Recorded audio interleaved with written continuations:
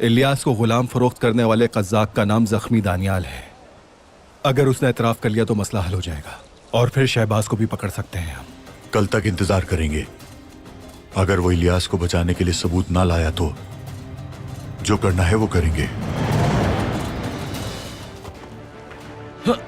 छोड़ो मुझे, मसीह पाशा का मुआविन हूँ मैं। और हम भी बाबा उरूज के सिपाही हैं। ले चलो इसे जल्दी।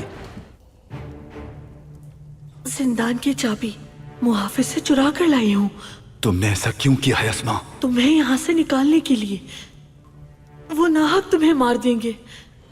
इसे गिरफ्तार कर लो।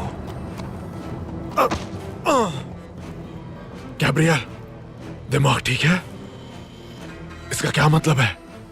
इसका मतलब यह है कि जो खेल हम खेल रहे हैं उसकी कामयाबी के लिए जरूरी है कि इलियास के साथ तुम्हें भी मरना होगा।